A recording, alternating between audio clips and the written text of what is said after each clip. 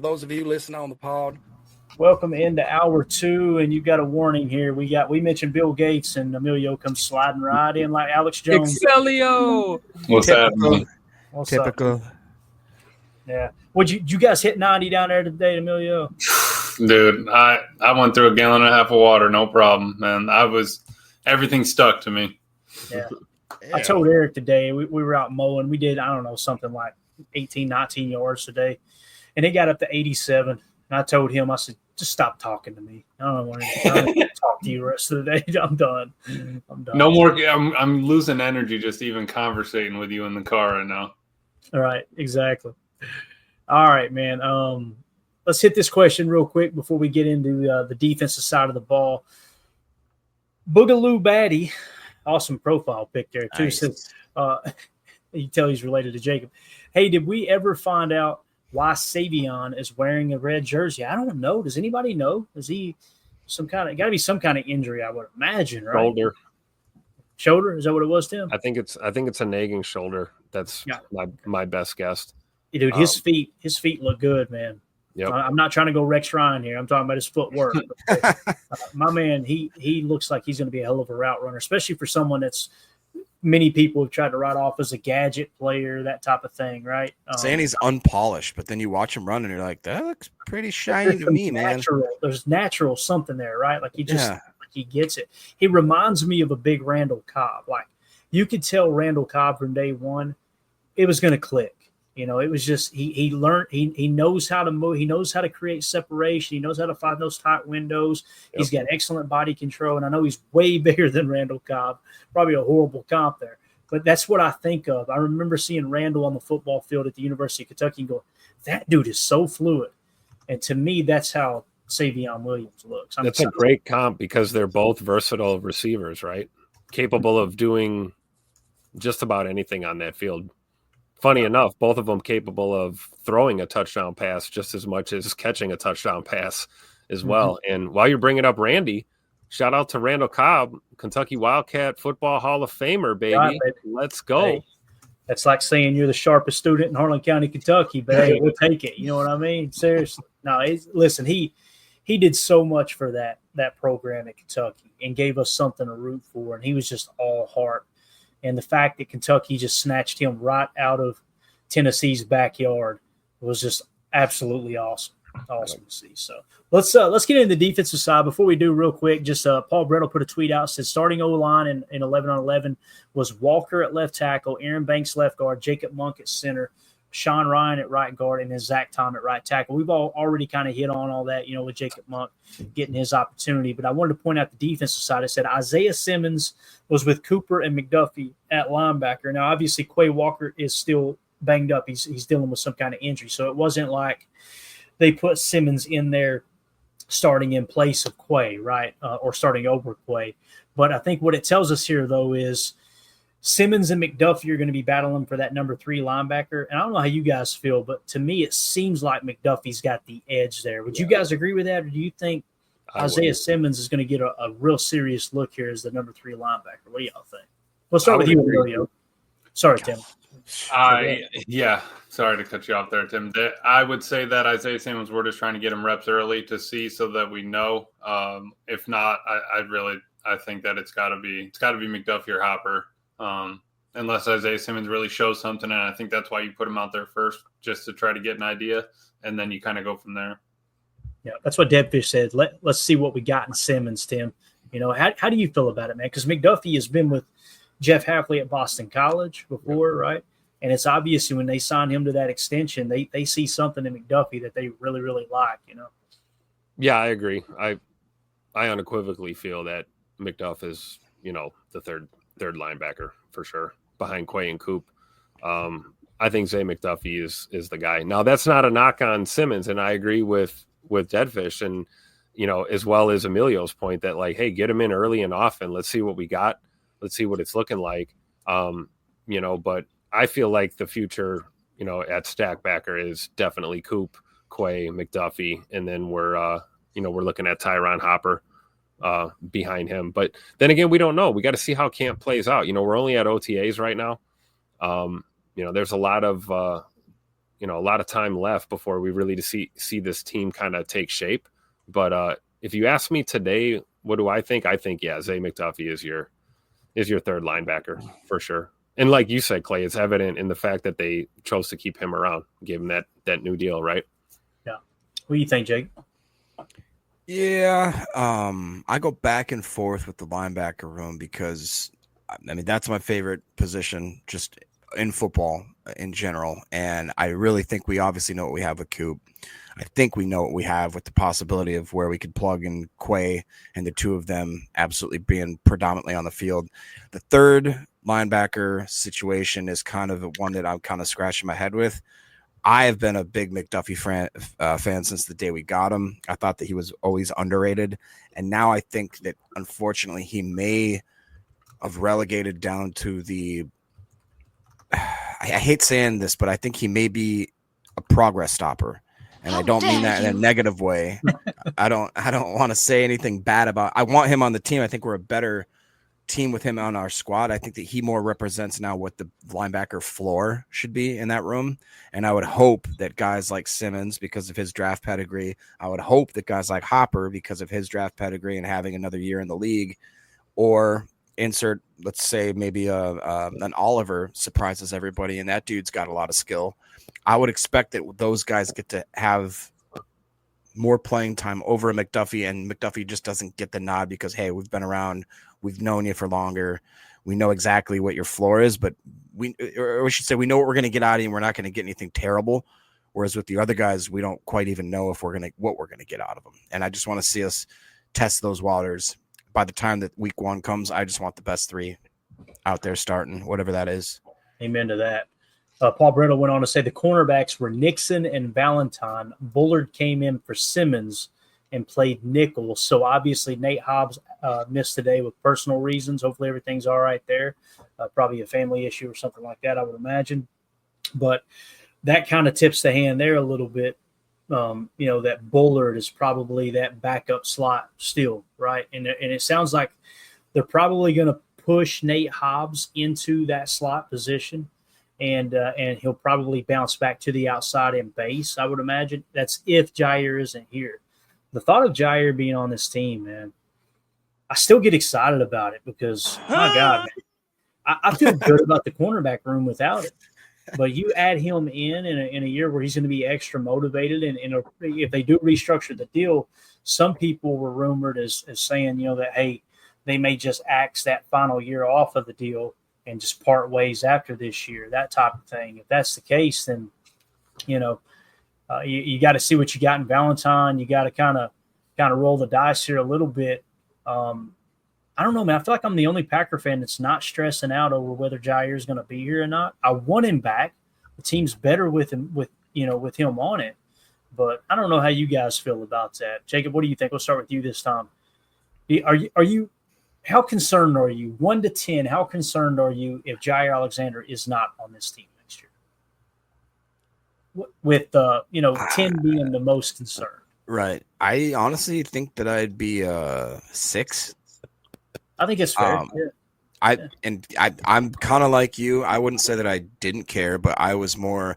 I've had a lot of confidence in Carrington personally, and I have a lot of confidence in even some of the guys that we haven't seen splash on it, like guys like Kalen King, guys I feel like Hobbs, and even possibly people that we haven't seen that they could surprise us. Would I like to obviously have Jair there? Totally. If I could pick it, be my preference, 100%, plug him there. I would still want, I think, Carrington on the opposite side. I'd love to have maybe Nixon be more of a backup boundary type person or perimeter guy.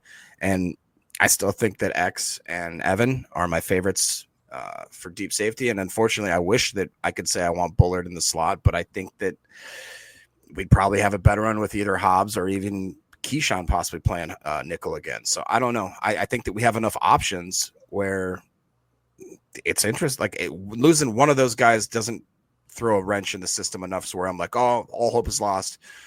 Start over. The secondary's done. If anything, I think we could lose, and I hate saying it this way, I think we could afford to lose 2 or 3 injuries and still be competable, or still compete on a week in and weekend basis. I just, for that much, I'm not freaking out. It definitely would make me less excited, less confident, but I'd say, yeah, 6 out of 10. Gotcha. What about you, Emilio? 1 to 10, 10 being the most concerned. How concerned would you be if Jair was not on the roster?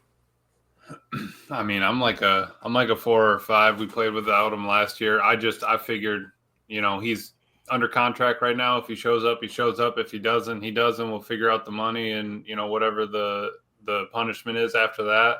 But I think that the defense is going to be fine.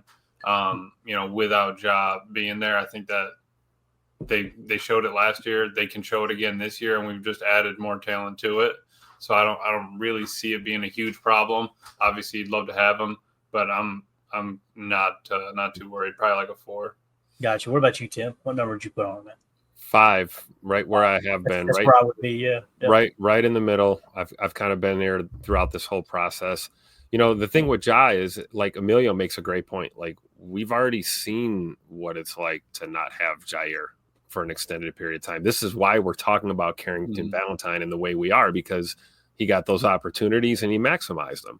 So there's a reason to believe that, obviously, yes, we're a better team with Jair Alexander on the field, but, injuries aside, availability aside, I'm the captain, antics aside, all of that, the things that come with Ja being Ja, you set all that aside. I mean, at what point do you start to think maybe he's a progress stopper the longer he's around? And you look at guys like a CV, you look at Kalen King, you see Javon Bullard, you see these young guys in the secondary, and it's like, well, we'd love to have Ja if he's 100% and he's playing like he did in, 2019, 2020, then great. But if not, then hey, I say let the kids play. I feel good about this defense, especially the secondary. And but Ja's my dude, so I'm going to stay right in the middle. I'd love to see him back. I'd love to see him, play the rest of his career here, but not as much as I would love to see the Packers bring Lombardi home. So whatever it takes to get that done, that's all that matters to me. Yeah. If you guys would take a quick second, hit that like button for us. Feel free to sub to the channel. Got a bunch of people watching in here. We appreciate y'all making us a part of your evening as the Packers were at OTAs earlier today. Shout out to Professor Cakes. I just got my signed Robert Brooks jersey. Yep. Rock PTA. That's absolutely awesome, man. If you guys are wondering what the heck that's about, we do giveaways on here for people who are in our Patreon group. It's a way for us to give back to those who are supporting the channel. And that is the best way to support what we do here at PTA, is go to patreon.com/Packer Fan Total Access or scan the QR code in the upper right. If you're a member of the $3 tier, so what we say, don't worry about the other two unless you just want to be extra generous. But if you're a member of the $3 tier, you get entered into all of the giveaways. And this Saturday, we're going to be giving away an autographed rookie Kingsley and Igbare card donated from Rick Kruger. Nice little piece here. And we got a autographed Lucas Van Ness that's going out from last week.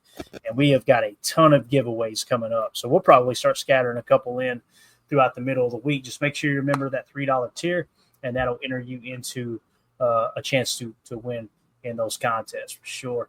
Greg Rice said the beard left. Yeah, he was sending racy pictures here in the private chat, so we had to boot him out, man. Yes, Be ready to go. Just on what would this be? Probably about a 22 and a half hour suspension. We got the beard on. Yep. So. Moving along, Marcus Eversole actually tweeted this out, said new defensive line coach DeMarcus Covington doing his job. And he put in parentheses, in case you were wondering, he's coaching. Okay, so here he is with the defensive line group, and you see Baron Sorrell. Baron Sorrell looking like a dog. I'm going to take that back one more time. Look at number 99 here, boys. It's a big old – did you see the way he threw that down? I think he broke that. I think he broke that tackling dummy for sure. Dude, those sleds aren't light either. Oh, they are. My man just Look at compared to that one. I mean, he threw that thing to the side. Yeah, we'll let it loop back through. We'll catch it again here in a minute. Is this number 55? Who is this? No, it's 53. Mosby. Right? Yeah, Mosby. Now you see. Here we go. Watch him again. Watch him throw this thing, guys. Get off me. Dog. What kind of impact you guys think DeMarcus Covington is going to have on this defensive line? And we're going to talk Kenny Clark here in a minute as we got some extra information. Actually, we'll hit that next. I think Covington's going to be a great addition, man. He's winning pedigree.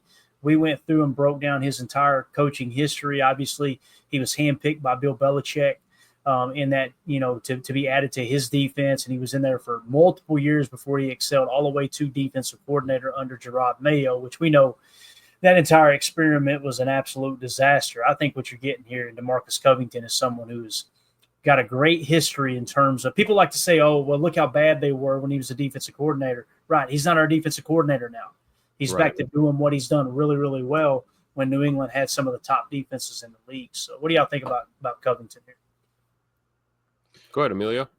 Man, I'm now watching a little bit of this tape. I just get excited. He kind of has that energy. He's got that drive. He's sitting there. He's showing them. He's, like we said, came from Bill Belichick. That tree, that alone has got to have so much just importance and meaning behind it. And the amount that he learned from him is, I'm sure second to none. Then on top of that, you got Jeff Hafley right over there, right behind the other dummy, sitting right over his back, just making sure, we're all on the same page together, that we're getting what we want out of this team, out of this D line. And I love the unity and that sort of brotherhood that they got. And that's exciting to see. I hope he really does turn that D line around and get whatever else out we can out of him. Yeah, Tim, Greg asked here, is he next up when Hafley? I love that everybody just knows Hafley's leaving. Like, it's just a matter of time for that dude's a head coach. La la la la la la la la la blah blah blah. The beautiful thing about that question, though, Tim, is there's multiple candidates, right? You got Derek Ansley, former DC. You got Covington, former DC. What do you think, man? Yeah, I mean, I think that's fair. I don't want to even think about Coach Half leaving, but you can't block a guy from moving up in the world, right? And certainly he would deserve a head coaching opportunity at some point, but I don't want to think about that right now. I think you're right, though. I mean, we've got plenty of candidates that could, be interviewed for that position. Obviously, if that did happen, we're going to look in-house first, and then we're probably going to interview a few other candidates outside the building and see what happens. But I feel good about our defensive staff as a whole. And Coach Covington, judging on, we're talking about the impact that he could have on this D line, right? And I think that beyond wins and losses and success rate as a coach, my biggest attribute when you look at a coach, whether that's a head coach or a coordinator or a position coach, is what do they get out of their players? Right. Like certain guys are able to just get that extra gear out of a guy, or they get players to buy in. We hear that term a lot, right? Buy in. And I think one of the things, if you look at Coach Reb, just in comparison last year to this year, I think guys were bought in and guys were, wanted to play for him. But I think Coach Covington kind of brings kind of a more balanced approach. I think he's a technical coach. He's an X's and O's guy. He's experienced as a player and as a coach. And then, he's got a little bit of fire and brimstone too, a little bit of intensity with the guys. You could see that. And I think he's going to be judged basically on what we see from our players. What kind of year is Kenny Clark going to have? What kind of year is Rashawn going to have? How are these rookies going to play in their first year in this system, in this scheme? So that's what I'm going to judge him based on. Yeah. Daryl in the chat says Sorrell might be Gary's opposite side. Yeah, he's definitely going to get snaps. I mean, with the way they rotate those pass rushers in, Sorrell's going to get an opportunity this year.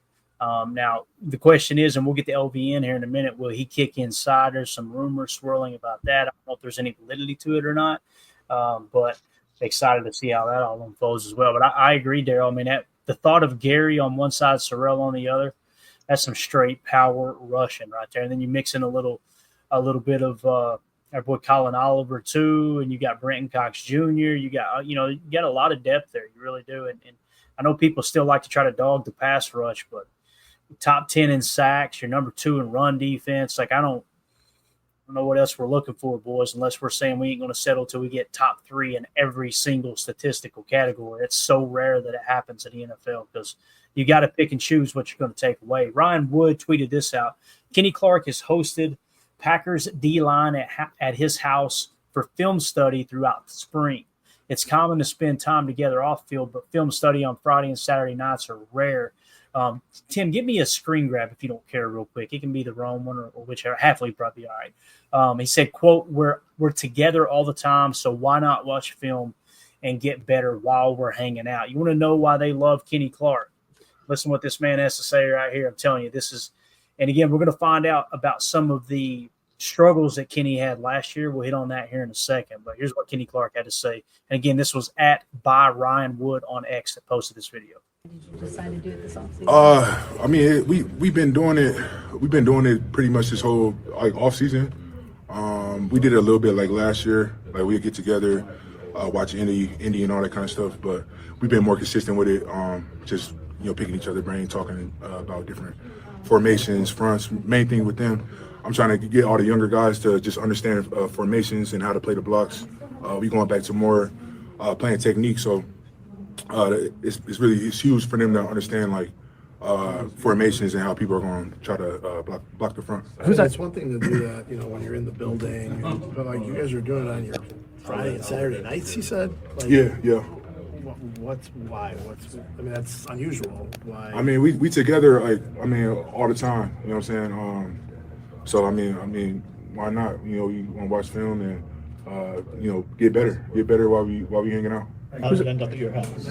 Huh? How did it end up being at your house? Most of the time I just invite guys over. Everything pretty much be at the house, yeah. So, we watch Thursday night football, watch the NBA finals, watching, we hanging out, and then we turn on the iPad, watching Indy, see where we can get better at, and watching just game film, whatever other guys rushing, whatever the case may be. I mean, you guys are there to obviously learn the formations, but how much does it help just getting that off-season bonding going? Yeah, that's the main thing is just getting a bond. Getting a bonding and all that kind of stuff. And yeah, just building as a team. We're gonna need everybody, and we're gonna need everybody to be playing at a high level to start the season and so forth. So we got to just make sure we hitting all. All right, so I know there's many people through it that's all fine and good, Clayton, but what about on the field? What happened on the field last year? This, to me, makes all the sense in the world, and we had heard some rumors about injury and this and that, but you guys remember when we were watching film all year long, what did we see? They had him in a touch spot. They had him playing a one tech to a 2-eye in the nickel 4-2-5. He was eating a double team, and we showed a play the other night where Edgerrin Cooper kind of came across the inside right on the face of the guard and washed the guard into the tackle. And then you seen Kenny engage, and he just kind of straight to the left, just hanging back, covering the rush lane. Cooper ended up hitting home on the sack. When you see consistently week in and week out, and people were dogging Kenny, and you guys know I've been vocal. I didn't think we should have extended Kenny. That's just me personally, not at the price that we did.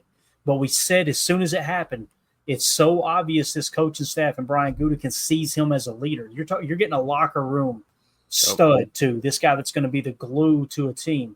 He is just a natural born leader. There's no two ways about that. But as Matt Schneidman tweeted out here, Kenny Clark asked if the field surface in Brazil contributed to his toe injury that led to off-season surgery. Quote, I ain't going to answer that question. Last time I got all the Brazilians on me. It's what he said. All right. But Rob Domofsky, Matt Schneidman, a quote tweeted Rob Domofsky, says, Packers defensive tackle Kenny Clark said he underwent foot surgery in January for a bunion/bone spurs. Anybody ever heard bone spur before? Yeah. That sucks. That is like walking on glass is what it feels like. Exactly what it feels like. Glasses coated in salt and razor blades. Yeah. He spent a good chunk of last season on the injury report because of a toe injury. Said it initially happened in the season opener in Brazil. He was playing with a toe injury since week 1 of last year, right? And again, it explains why Hafley utilized him the way he did. It makes me feel a little bit better about our predictions too. We were expecting his pass rush numbers to go up. When that happens in week 1, and he's going, no, I want to be out there. I want to be out there. They knew, all right, he's gonna garner attention. Right, he's considered our best defensive tackle. So defense is already going to be looking for him. Why not set them up and force them to double team him, put him in a 2-eye or a 1-tech, and have the 3 to a 4-eye on the opposite side? That way, okay, let's just go ahead and double team. All right, they want to put their best defensive tackle in a double team position anyway. Let's just double him, and we'll make them play left-handed. And lo and behold, you look back, and he's battling a foot injury all year long. It makes sense, right, Emilio? Does that really connect the dots? Yeah, it does for me. Absolutely. I'm be honest, I didn't even really know that he had that toe that bad. We talked about turf toe earlier. Anything that messes with your feet, I mean, that's that is brutal in the NFL. I mean, brutal in any sport really, but like he's got no drive. He's facing off against at least one 300-pounder, probably two if he's getting double teamed.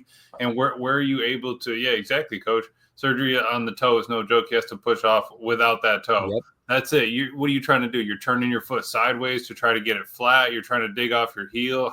How can you even lean forward at all without being able to push off? So, a tough guy right there. That's a man right there. I mean, you talk about you could be messing around talking about a foot injury, toe injury, but playing on it for 18 games, yep, that's something else. Yeah, and Coach Lynn says here, and he played through it all year, Tim, all year long. Yep. Yeah, I think, I mean, if I was a lineman, obviously I'm not because I'm like $150 soaking wet, and I'm jealous too, but seriously, I would rather break my hand or my forearm or my shoulder or tear a pec than to deal with anything lower body with 280, 300 plus pounds on my frame, and I got to be light on my toes. I got to move laterally. I got to move, like Emilio's saying, how do you even get down into a 3-point stance if you had to? How do you get that momentum going forward if you got no push off? We dealt with that with Tay. Tay Adams had turf toe his last year in Green Bay, and people were, it's just turf toe. Why isn't he playing? It's like, man, do you realize this guy runs and cuts for a living and is doing that with a knife in his foot? Like, it's difficult. And I think a lot of these injury designations can kind of get lost in the weeds because they sound less serious than they are. Out with a toe injury, and everyone's like, oh, it's your toe. It's like you have no idea until you deal with something like that, what that does to the body. Go ahead. No, I was just saying, you're standing on, like, you're trying to play on the ball of your feet. How can you even put pressure there? Like, at that point, just wrap it up or chop it, like, just chop it off, do something, because you can't play flat-footed, and you also can't explode off of it. If it was his big toe, it's a wrap. We don't know exactly what toe it was, but if it was his big toe, I absolutely am not holding anything against him, because there's no way one of your feet, like everything, from you look at these guys' feet when they finish their careers too. And they're been through a wood chipper or something, and it's like they deal with this all the time. And I like Ed Madden's comment here. One thing about Kenny, he doesn't miss games, and it's like, hey, let's pull up the PFF, man. Let's go back. The last of the Ted Thompson draft picks on this team is Kenny Clark. And I think he's missed 5 or 6 games his whole career. Yeah. That's something to be said about that for sure. Did you get your money out of him based off of his appearance on not being hurt? Like, yeah, you might not have gotten the stats, but did you get your money out of the work? If you're looking at it as a tool, did that tool do the job for you, even though, maybe it wasn't it wasn't drilling in the screw as fast as you wanted it to, but that thing ran for years on end. Yep. Oh yeah. I'll tell you, we talked about Big Dog last night, right? We were talking about Mercedes Lewis and like, hey, how would we feel about after retirement, a guy like that coming back in as a position coach or a, developmental guy, or maybe an advisor or something. I feel the same way about Kenny Clark right now. We don't know how many years, of football he's got left.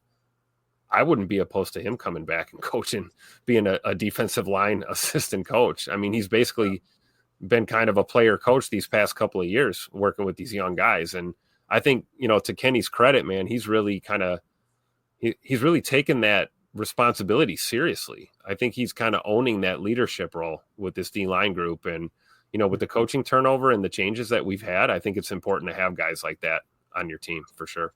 Yeah.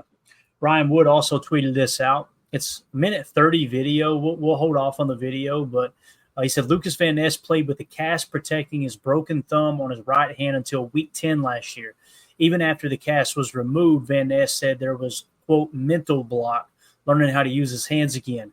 How much did the injury affect him? Quote, playing defensive line, it's all with your hands. And I want to scroll down because Ryan Wood also went on to say, ask Rashawn Gary how difficult it would be for an edge rusher playing with a broken thumb. His answer might help explain Lucas Van Ness's challenge last season and what teammates think of what he did last year. Gary said, quote, he's a dog, man. That just shows you not being able because our hands are everything. as a defensive lineman. If you don't have these, you don't have nothing. Playing with 9 instead of 10 fingers, going against people 330, 350 pounds, it's a hard job. That just shows you his grit, his hunger for the game, and how much he cares about this team and this organization. So a lot of LVN hate out there. And I'm telling you, man, there's also stuff that's going around right now about Lucas Van Ness, and Wes Hodkiewicz had tweeted this out. We'll go rapid fire and show this real quick while we're on it. Wes Hodkiewicz says, LaFleur on Lucas Van Ness getting reps inside. Quote, situationally, you can do that. In known passing situations, there's some thought around that.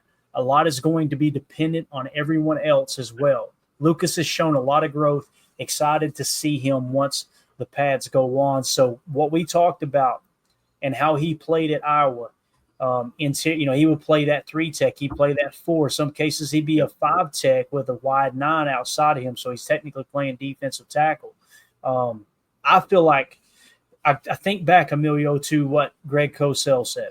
Greg Cosell said going into that summer, he said, I'm hearing out of Green Bay that they see Lucas Van Ness as an outside linebacker in their 34 defense. Of course, at the time, it was Joe Barry's defense. He said, that surprises me, but obviously they see something there because I seen him more as an interior pass rusher. So if they do kick him inside, and you think, how can they do that? Well, look at the heavy rotation. We just got through talking about Baron Sorrell, who can play a 3 tech as well, by the way. You got Colin Oliver added to the mix. You got Brenton Cox Jr., who led the team in pressure percentage, right? You got all these players that you can kind of rotate in. Why not kick him inside? And who knows, Emilio, this might be why they didn't go after a 3 tech. They may see LVN having a little bit of a future there. I mean, time will tell. And I think that kind of just comes full circle to the Packers love versatility and guys, the ability to be able to work him inside and work him back outside. Then you're looking at Baron Sorrell, kind of the same sort of dude. If you want to put him on the outside, all right, we might be able to make that happen, but he can work inside from 0 to 5. And I think that's kind of always something they're tracking down. But thinking about that, he had that thing broken when we were in Tennessee and we had 8 sacks, and he helped Rashawn get that one. I mean, Rashawn came right over to him and said, that one was you, LV. Like, that one was you, Lucas. You sprung me on that one. And so just them taking notice of that, the fact that, everyone's always fighting through injuries, but you always learn a lot more, as the year goes on, or, in this case, as the next year starts. Hey, how many guys were dogs? How many guys really fought through and played for this team no matter what? You're starting to get that picture. Kenny, LVN, like who else was really fighting through a lot? You saw Jay Love fought through a lot of injuries. And then guys on top of that are keeping it quiet until the end of the year. Yeah. And shout out to Zach Metzenbauer, if I'm saying that right, I apologize. What are your thoughts on LVN putting on 10 to 20 pounds and playing defensive tackle instead of edge? Again, that's what he did in college.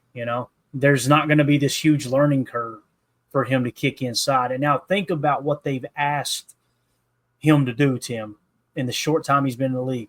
His rookie year, they said, get out there and play 3-4 outside linebacker, something you've never done. Last year, all right, let's go to playing 4-3 defensive end. He did it quite a bit at Iowa, but again, his strength seemed to be on the interior as a pass rusher at Iowa.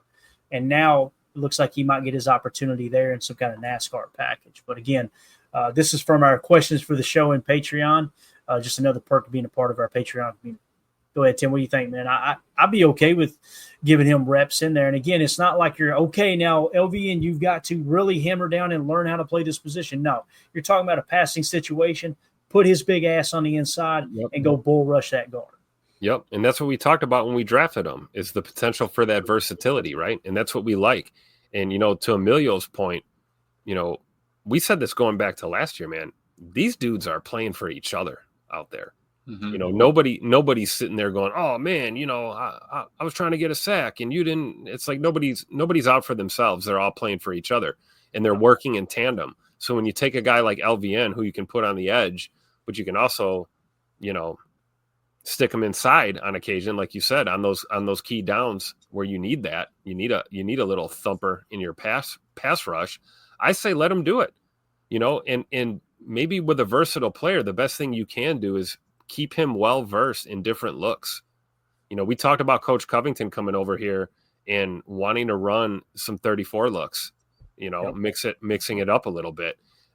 So if you've got guys like LVN that are versatile enough to do it, I think that's the role. It's not about being one dimensional or, hey, you're just going to play, on the right side and you're going to be an edge. Right. We need you to do a lot of things well, and that's your role on this football team. It's situationally, and it's when we need you, when we call your number, can you go execute? And I think LVN is one of those guys that is capable for sure. Yeah. Final topic here. Matt Schneidman put a tweet out, said Keyshawn Nixon said on locker cleanout day that he was done returning kicks. The two-time first-team All-Pro kick returner now says frustration in the moment led to that statement, and he should have kept it to himself. Quote, "Of course I'm open to it. I'm always going to do what the team needs." So I know many people were kind of trying to run him out of town with that comment last year, and it's another reason why it's tough when you let and I know there's a cool-off period, but when you let the media in there after a tough loss like that, there's no one who was more upset than Keyshawn Nixon at fumbling that opening kickoff. And you heard Rich Bisaccia thought about retiring, because he said and they asked him afterwards, like, how close were you to stepping away? He's like, I just felt like I really let Matt down with the special teams last year. So you got accountability there. You got Keyshawn. I guarantee you the reason he made that comment was because he's like, man, Emilio, you fumbled the opening kickoff. That's tough. Everyone's looking at you on the sideline. Hey, keep your head up. But it's like, dude, I already messed this up. Like, there's no way you're recovering from that unless you get a pick six. You know what I mean? So, like, you're chasing a golden goose there that's probably not going to happen after you already messed up 3 seconds into the game. That's brutal. Yeah. So I think this is good news. And I love that he just kind of owned it and said, hey, look, should have kept it to myself. It was just and I love that he wrapped it up too, Tim. Hey, I'm going to do what this team needs, man. It seems like there's some real unity on this team. These guys, for the youngest roster in the league last year, they're all 1 year older. You got a little bit older with the free agent signings you added. I'm feeling good about where they're at, man. It does feel like that Super Bowl window is open. Oh, yeah, wide open. And I'm feeling really good about K9 right here. I don't know about you guys, but this reeks of maturity right here. This is a young player that is maturing right in front of our very eyes. And, kind of owning those comments last year and, like you said, putting a bow on it. I'm always going to do what the team needs. And that's the type of attitude you got to have to be a Packer, right? This is not a me organization. You want to deal with that. There's plenty of dumpster fires in the NFL. You can go play at if you want to be that dude. If you want to win championships and you want to compete for championships and be a part of something special, you come to Green Bay and you be a team player. And, I think maybe Keyshawn's first couple of years here, he was a little bit of a me guy.